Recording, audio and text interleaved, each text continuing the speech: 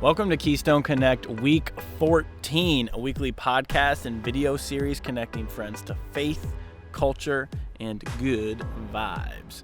I'm here with my friend Ryan King, as well as Bob Ross, the pop television figure. I called him a doll earlier. Don't call Ryan him a doll. Really he's not a doll. He's a collectible. I get these all as gifts. But Bob Ross, let me tell you, this right here, and the viewers can see it. You can't see it at home. You can hopefully picture Bob Ross in his afro and his denim, and Yes. he is just. If you can watch Bob Ross with somebody, you've solidified your friendship with them forever. Well, and you said before this conversation, you said you used to like talk and have like groups of people. So when I Like went to watching school, when I was in sessions, college, we had like an informal club where we gathered together. I think it was Wednesdays for lunch to watch Bob Ross and eat lunch together. And it was almost just like an island of solace and peace in a sea of turmoil, you know? Wow. And we would sometimes watch it at night, and people from the dorm would come over and like just watch. And it wasn't just like my friends, it was like people we didn't know. Right. Bob Ross He brings people together. brings people together. So talking about bringing people together, what are we bringing together for this beautiful episode of Nice Keystone Connect? transition What there. is our we open up our book, you know, and we look at the index and we say, hey, what kind of chapters are we looking at today? Yes. So Is that a thesaurus? What did I even say? Index? I don't even know if that's right. Table of contents. That's it. Right. I actually had a really cool conversation with Randy talking about like, I wanted to interview him since he was at Keystone since like day one, about like the history of Keystone, how it started, and kind of the different phases of it. What are some of the core values of Keystone? And I really enjoyed that conversation. I think our listeners and viewers are gonna really enjoy it as well. Yeah, I think it's super cool. You know, I stepped into Keystone 5 years ago, and I think just having a greater understanding and perspective of the legacy that is Keystone, the movement that is this organization, I think is really cool. Because again, I step in 5 years ago, I have an idea because I work in Anthem, what Anthem's like, what our teaching's like. You know, you feel a little bit of the identity from the building, what are the people like? And I think getting to the root of like, why did this church, why did this community start? You know, I think it's so cool to be able to learn and hear that story. Yeah, no doubt. You know, I walked into Keystone about, I would say 6 years ago, and, you know, just things were different, and I didn't know how to take it in. Mm-hmm. And it was really cool in listening to some of Randy's, like some of his like key phrases, like different by design. Like there's an extreme intentionality behind some of these things. And when you can hear some of the reasons behind it, I think it makes sense. Like I had someone come over for a home church the other day, and she's like, you know, the whole opener caught me a little off guard. Can you help explain it? And then I explained kind of the philosophy behind it. She's like, that's actually really cool. I never thought about it that way. The way, like why we do openers? Why we do the opener. So for listeners and viewers that don't know, the opener is the first song that, you know, it could be on the radio. It's more of a well-known song or a non-Christian song, if you will. But it relates in some way to the message and has just really some undertones that is kind of a theme of the service. Yeah. And I feel like people can feel a tension with the opening song because maybe like they think it's like our like we're trying to secularize or we're trying to normalize or sanitize church with like cultural pieces. But I love it because for me it's almost like, you know, there shouldn't be such a gap between culture and Christianity because we're supposed to merge the two and exist in both and live out Christ's love in that, you know? Right. So I love that. It's a conversational starter. Right, a conversational starter, which is what Randy talks about as well. And I just love the vibe of it because a lot of people come into church late. And when you can just sit and enjoy it, if you're on time, and just enjoy the band, as well as there's no stress if you're coming in late because you're not really missing worship. You're not like trying to like weave in between people standing up. You know, there's so much intentionality behind these little things that are important. But so we talk about some of those, you know, things of different by design in my conversation with Randy. And we're going to hit a couple things of good news today. We're going to go through that quickly and put the resources in our YouTube description and a couple recommendations, and we're calling it good. Cool. I love it. Well, hey, why don't we roll to that interview? We'll get the good cream of the Oreo cookie, and then we can sandwich it right at the end. Boom.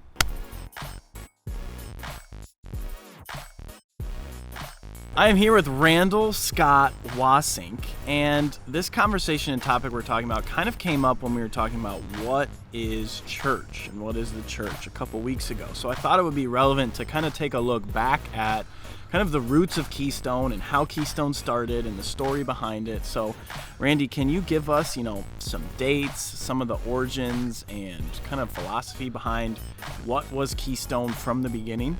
Sure. Sweet. Sure. So 27-ish something years ago, I think it was in 94. Wow, I was 2. Really? Yep. I was 2 years old. Wow. Maybe crawling. Yeah, so there was a group of local churches here in Grand Rapids that, in a nutshell, said, hey, we've hurt people, we've burned people, we've tossed people out, or we are more traditional than what some people like, so we want to start a church. And this church has got to be for some people who were hurt by, burned by, or didn't fit into the traditional church. And so they got a number of them together. One particular denomination, but then there was also a few other churches from other denominations involved. And they put together a committee, and they did a national search, and they ended up with a pastor in Holland who I was doing church with out there, Gene DeYoung, and they made an offer to him to come out and start this church. And back then we called it the Forest Hills Seeker Project. Wow. Yeah. So people thought it was the Secret Project, but it wasn't. It was for people who were seeking God, and they just didn't fit in the traditional church. So we, Gene DeYoung and Sharon and my wife and I in Holland, we put our homes up for sale, and we moved out to Grand Rapids into this area, and we started putting together a core team of people who had a similar passion, who were interested in people who didn't yet have a relationship with God or had walked away from a relationship with God. And so that's how Keystone was founded. And this committee team who put us together, they were pretty cool. One of the mandates they gave us was, you may farm our churches. We want you to teach and come into all of our churches and regularly do messages and stuff, because we weren't meeting for like the first 2 years. We were still getting organized. And they said, if you're anything like us, we'll pull your funding. So they said they'd fund us for 2 years. And then once we hit that, we were on our own. And when we did hit that and we're on our own, we didn't have any money. Was tough. Right. Early on. I can only imagine. It was tough. But we started growing. We started in Gene's living room, and then we moved to an office on Lucerne. And when we were moving into that office is when we met Brady. His mom had an office right next door, and he helped us move boxes in. Started to chat. He got kind of intrigued by what we were doing and ended up interning with us. Junior high ministry. I feel like back, I don't know what day it was, but you saw old pictures of Brady like running the soundboard or something. Oh gosh, and yes. His like shirt's tucked in. He's got there's long, a few shaggy hair. He looked like Shaggy a little bit. Right. Yeah. How would they be like if you're anything like us? Like, what were some of those radical differences from some of those churches that you were different than? Like, how would they figure out if you're anything like them or not, Yeah, so there was a couple of things. Haven't thought about this for quite a long time. A few things where one is that there has been, and still to some extent in a number of churches, a movement to say if you've violated some certain boundaries, you've gotten divorced, or you aren't welcome back, or you should probably find another place, or you've made a bad decision in life, and you were marginalized. Mm-hmm. Other things that were very important to them. Well, so it was a place to accept those people back and be more almost like a hospital in sort of a way, but just say, hey, let's talk about that, but let's not let that define you. God's got a plan for you. Let's look forward and see how you can be reconciled. And so another is that the music style, the engagement style, the atmosphere, the feel of the church with the icons and all of that were a turn off to a number of people back then. Yeah. At that time, a number of the churches that were involved in starting us were Christian Reformed churches. And back then there was a huge controversy going on with women in office and women in leadership. Yeah. And so all of those things were tainting. When the church is on the front page of the press quite often with how they're suppressing women in decisions or whatever that is, that's not what I think what Christ was looking for as far as press coverage. Right. So Keystone, that's when they said, if you're anything like us, we'll pull your funding. Yeah. And it wasn't because they thought they were bad. They're excellent organizations and were instrumental in getting us moving and moving forward. They just recognized something that we, and personally I learned a while back, that to take an organization and to change it into something very different is very, very painful. So it's easier to take like-minded people out of an organization, plant something new without all the baggage of it. Right. And we also said we were going to be non-denominational. Yeah. Working with you, I really like how at Keystone, whether it's through Brady's message or anything we do, we don't want to assume that people come in and know like certain books of the Bible. It's in small things. Like I remember Brady was giving a message when he was talking about Joseph's story in Genesis. He's like, Joseph, a different Joseph than you might know, the one in Genesis. And these small things I think are really important because people can really just either get really offended or just not have any idea what you're talking about if you just assume that they have a biblical background. And Keystone wants to be a place that really welcomes someone that has never been to a church before or maybe doesn't know much about the Bible. And I love how there are so many intentional things that I know that you've told me, like, okay, you want to address the skeptic in the room as well as the person that's been following Jesus for years. And that's kind of where Keystone,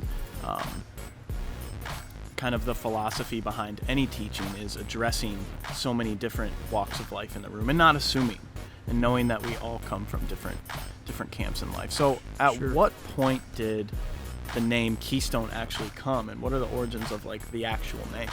Oh, you're really reaching back. Yeah. So when we were in Gene's living room, we were coming up with all different names, from Quest to Journey to a Point, something like that. Right. And somehow Keystone emerged because someone cracked open a can of Keystone beer. And wow. No, I'm just kidding. Okay. Although we did That's talk awesome. about that, we might get associated with that. But we had a couple of things we're tossing around, like Keystone unlocked a rock. The Keystone is the strong point holding the arches together, and there's a biblical image to Keystone. And after spinning through a lot of things, it just kind of landed there. We had maybe 15 of us at that time, and it landed there. It felt good. Made a logo out of it and said, you know what, Forest Hill Seeker Project just isn't a cool, sexy name. So let's do it. FHSP. And it didn't fit on the office sign. I feel like a lot of people at Keystone, and there might not even be an answer to this, but a lot of people wonder why the O's are all kind of off.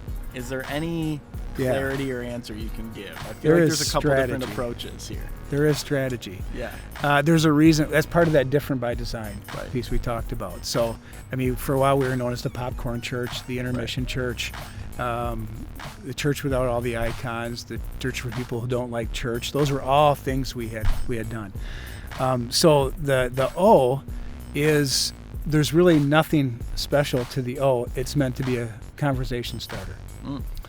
And I think it was actually Joanne Edwards' idea. But so I did a wedding here in the gathering space, a small wedding over the weekend. And a guy comes up to me and says, so I got to tell you, I've been looking all around here, and I thought someone put that O crooked. But then I started looking around. He said, it's crooked everywhere. Why would you do that? I said, so you would ask me. And he's like, what do you mean? I said, it's a conversation starter. I'll tell you why the O is crooked. The O is crooked because we decided early on we were going to be a different sort of church, a non-judgmental, meet you where you're at, church that's really going to be different by design. We're going to do things differently, and we don't want to be the stereotypical church. Right. And that O reminds us that that's who we are. And so when people ask about the O, it's an opportunity to say why we are different. Yeah. Then we're different than every church, and we all, all churches are great. They just meet needs of different people. But this is why we exist. And it brings us into a conversation of why we exist. Nice. It's great to hear that from the person that was there from the origin of the logo. Because I feel like Ryan and I have always kind of talked about, we're like, we think maybe the O comes from us all being a little bit off, and Keystone being a good place for that. There's been a lot of speculation on that. Well, just look. Yeah, a lot of conspiracy theories, and now we have reached the truth with Randy. It's a conversation. It's different by design. I like that a lot. Yep.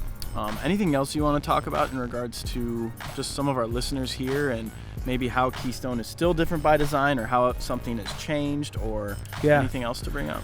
Well, we're not as radically different as we were 25 years ago. Right. People were still using overhead slides, sometimes for music, or you were in the Psalter. And so, we were one of the first to do projection systems, to have more of an auditorium. So we were pretty different then, and a lot of churches have changed, some closer, others different. We're all different. But I think one of the things that keeps us really unique today is our very, very, very intentional focus at the board level, especially with Brady and I see it in you guys and staff. We don't hire straight-laced, perfect Christian staff. Mm-hmm. Did you figure that out yet? I did. Yeah. Yeah. Have you met Ryan? Right. He's right over here. But, I know. Yeah. Once, it worked out really well for me, because after our interview, I was like, man, I'm a wreck. I'm a piece of work. And then you're like, perfect. Come on into Keystone. We all have stories of brokenness, and so we believe that those stories of brokenness are what can connect people in their journey when they've made poor decisions. People say you make mistakes, and mistakes are, we make bad decisions. Right. A lot of them are intentional. So, but we've been there. And so I know when I'm hurting, I want to talk to someone who's been down that road before. Right. So I think we intentionally build a place that is open to and welcoming to people who have hit some rough spots in life, made some bad calls, been hurt by somebody else, and they want to talk through it. Some of us who were part of Keystone said, and I can't bring them to my church either because they just won't fit in. Right. And so we just dreamed to create a place for folks, for us to bring our friends. Yeah. Never imagined, I'm looking around here, we're sitting in the outside. Right. Back patio that area now. That it would have been moving in this direction. Missionally, absolutely. I don't think our mission and purpose hasn't changed since day one. Right. That stayed solid. But in the growth and the facility and the cool people that have come around, the amazing volunteers we have unbelievable leaders here, staff, from business owners to moms and dads who volunteer tons of time and their time, treasure, and talent. People are so invested, and it's deeply moving. Yeah, a little bit. Well, and God did this in spite of us. Right, yeah. Brady and I joke about that all the time. In spite of me and in spite of Brady, God's using this place in great ways. Yeah, that's awesome. I love kind of hearing the story of progression and seeing kind of the history of Keystone a little bit and getting an inside scoop. So thanks for taking the time. Yeah. And thanks for asking. Yeah. Someday, if you guys want to hear more, we do a class called Introductions. It's a class is kind of a big word because it's like an hour. Right. But you can come in and ask any questions you want, and hear about the history, but also it's an open game to ask any question of us and staff. So consider doing that. Even if you've been here for years, I'm sure anyone can come to that and just ask questions about, what's behind this, and why is it this way, So cool. Thanks again, Randy. And welcome. hopefully our listeners and viewers appreciated kind of a, as we like to say, under the hood look and a background story outside of the Sunday service. All right, and we are back from our interview with Randy. I super love that. Like, I think that was really cool. So, I hope you guys enjoyed that. Whether you're listening through our podcast or listening on YouTube, we're glad you just tuned in for it. So we're going to wrap everything up with our good news story and some recommendation roundups. Yeah, so our first good news story comes from The Guardian. So there was a Black Lives Matter demonstrator who carried a counter-protester to safety during Saturday's protests in London. And he kind of spoke about the moment and what that meant. And basically what it came down to was these guys, drastically disagreed. But this one man who had actually been left behind by some other protesters that, were his friends, was just like drastically sick, and if he would have stayed in the state that he was, he probably would have died.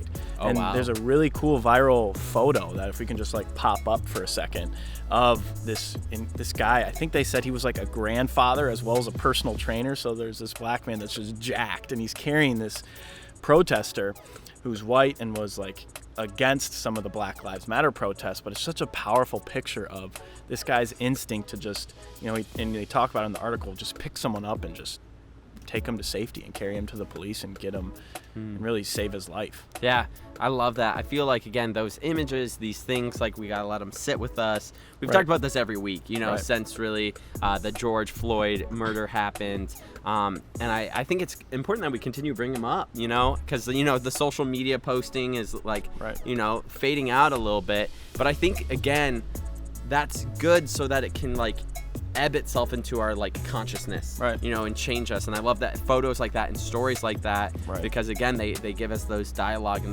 they allow us to see, humanity for what it is, and people helping people, whether their beliefs are different, and hopefully, we can find a consensus and help everybody experience equality. Yeah, I really liked the last kind of bit that kind of concludes the article. It says, it's easy to focus on the worst instincts of human behavior, but it is vital we also celebrate the best. So our second bit of good news comes from a man who was actually a newspaper deliveryman, and one of the elderly women asked that she could have it sent closer to her house. I think she just wanted to stay as close as she could inside, was like kind of really paranoid about COVID. And then he started to think, like, these people probably need groceries, or he was like in a senior living home. So long story short, he's delivering groceries to he's done 500 different grocery shops and deliveries to like this elderly community, and does it with his daughter, totally pro bono, doesn't expect anything. But it's really cool to see, like, during this time, he delivers newspapers. He might even have another job. He's probably crazy busy and maybe even a little stressed out, but he's just bringing all that he can in order to bless other people. And so you should check out that article too. And I love that, because again, there's services that exist that you can pay for to bring groceries to you. So it's easy for us to be like, oh, you know what, they can just do that. But for somebody to really, that just blows me away. For somebody to just step up and be like, this is just what I'm going to do because it's right and it's good. I think some of the time, we have this capitalistic mindset where we're thinking like, oh, how can I make money out of this? Or how can, and just for somebody to be like, it's just about helping people. That's, where love shines through. And I love that. Yeah. So that's a great transition to our last bit of good news. So there was a kid named, I think he was a high school senior from Buffalo. He was just so overwhelmed by all the damage that was caused in Buffalo, New York, that he didn't waste a minute. He literally started cleaning up at 2 a.m. and cleaned up the streets for 10 hours. So a bunch of people from the community came out and around his neighborhood, and he already did the majority of the cleaning. So then a news studio kind of picked it up and told a story on him, and long story short, he ended up getting a college scholarship from it, as well as a brand new car. I wouldn't say brand new car, it was used. This guy ended up getting rid of it, but there was a really powerful little lesson in it as well, in that his mom had passed away the year before, and she had a red Mustang that they sold. Oh my gosh. And then the exact car that he ended up getting from this guy was a red Mustang. So when that came to him, he just broke down and crashed. Dang. It was just, and also it was a cool moving story of like when he found out he got a scholarship, he just cried with all his family and cool stuff. So if you want to read into that, that link is in our YouTube description as well. And I love the that podcast description. I appreciate the stories that you bring too, because again, it's just a reminder that there is good in the world, that people, you know, are willing to rise above and beyond and to just, you know, step out. I love them. You know, I think it's just really cool to hear those stories. So yeah, thanks for looking those up and thanks for sharing. Yeah, no problem. So this transitions us to our recommendation round. Just go as high as you can. So I've been reading this really thick book. It's about 600 pages. Is it the Bible? No. Okay. Well, I've been reading that too. But yeah. So it's all about thick books these days. I just really am into that during summer. It's, you know, gotta get through thick, a lot of man. pages. I like it thick. Yes. So autobiography on Bonhoeffer. It's by Eric Metaxas. It's Pastor, Martyr, Prophet, Spy. And I'd heard so much about Bonhoeffer that I wanted to kind of get insight on his life. You know, this guy that is talked about in so many theological circles and by so many people. And it just made me think and want to encourage some listeners and people watching this. Find someone you look up to, like in history, and read about them. Read an autobiography. Read someone that interests you, whatever passions you are. You know, maybe you love to climb. So find like one of the biggest climbers out there that has like a cool story, and just dive in sometime this summer, whatever you look up to. Do you like the like documentary, like nonfiction learning? Because like I know you always bring up documentaries and like is that like some of the stuff that you just vibe with? Yes, that's cool. I love that. For me, I just want to always have a posture of learning. Like that's what plug for Calvin right now. Calvin excited me to learn. Oh man, wow, we're going into like a Calvin promo. It's holistic. And in holistic learning in which the Christian keep going. I'm sorry. It's good. I can rant about it, but we're all called, I think, to always be taking steps of learning in whatever we're passionate about, whatever we're interested in or like to talk about. So I'm sorry if I dampened your zeal for your alma mater. It's good. And then I had an album that I've been listening to on my moped that I thought a lot of people would really like. So that's an image for all you out there. Is Eric with his Speed Racer helmet. Because you got like the little speed. Yeah, we should put a picture up. Helmets. I can find one. We'll throw one up. You send one and it's orange, right? You got your orange. It's tangerine. Orange. Tangerine, okay. And my buddy wrecked it, so I actually got a new piece to like put on the top. And so that's like this more orange color, but then the body that has been sitting in the sun for years that I didn't replace is like yellow. So it's like kind of off and a little janky now, but I just like the image of you on that, listening to whatever the music's going to be. Yes, the music inspiring is from the album Leave What's Lost Behind by the artist Colony House. They came out with this album this year, and it's just great summer, kind of an indie feel, indie rock, and they have some good messages. I was actually looking up the band. They're not technically Christian, which is totally fine. They can still have great messages, but some of the guys were Stephen Curtis Chapman's sons. Yeah, I didn't know that. Yeah, it's crazy because they're super good. I've seen them live, and they're rock and roll, man. Right. They're so good. Yeah. And on that album though, there's one song that I love. I wanted to pull it up so I got the title right. Which was what I was doing on my phone there for a sec. And it's the Looking for Some Light. It's the first track on it, and I feel like for me that actually got me through a lot of the COVID stuff when I was really down, because it's like I think the line's like we're all just looking for some light. We're all just looking for some hope. You know, and for me I was just like, that is what I feel like in my darkest parts, like as I experienced like the stay at home order, and I'm trying to figure things out. I'm just looking for some light. Right. It's a great album. Yes. They are so good. Like if you guys like I feel like they're in like the Switchfoot vein a little bit, little bit of like Reliant K maybe, kind of like that, just like rock and roll with some good stuff to chew on. I like them. I really like them. Yeah. Wow, that's cool. I didn't know it spoke to you like that. It's crazy that both of us are all about it.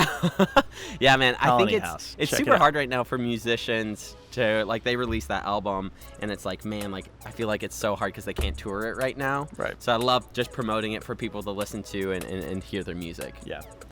Love it. So that actually concludes week 14, unless you got any recommendations. It rounds up our recommendation round. Nah, I don't have anything this week. I'll bring some next week. I've got some good stuff that I've got cooking. Sounds good. So hope this finds you well this summer. Maybe you're listening on a boat. Maybe you are in the middle of a baseball field. Yeah, yeah. Maybe they What else are. random could they be in the summer? They could, in the summertime, they could be licking some ice cream. You know, I think a lot of bikers out there, they're probably listening on a bike, whether it's a motorbike, motorcycle, motorbike. I'm gonna my motorbike, or they're biking. I'm just trying to think under their canopy, little umbrella, you know, on the table. That's true. Maybe they're riding their scooter. Yeah. Whether that's a motor scooter. Could be resting on a rock. Or resting on the rock that is Christ. Right. Is it Elijah that slept? Yeah. And he used the rock as a pillow? Yep, I think so. Nice. I think so. Yeah. Well, cool. It's Well, I biblical, hope man. it finds you. I hope it finds Wherever you are. with sunshine beaming upon you. Yeah, we're okay. So yeah, I don't think we mentioned this. We're outside right now. So for the listeners, Oh, no, we did. We did? talked Okay. about Bob Ross painting the outdoors. right. That's But true. anyways, I think that was the first take. oh no. Who knows? Grace and peace, friends. We will see you next week. And subscribe. Everything we kind of mentioned is in the YouTube description and the podcast description. So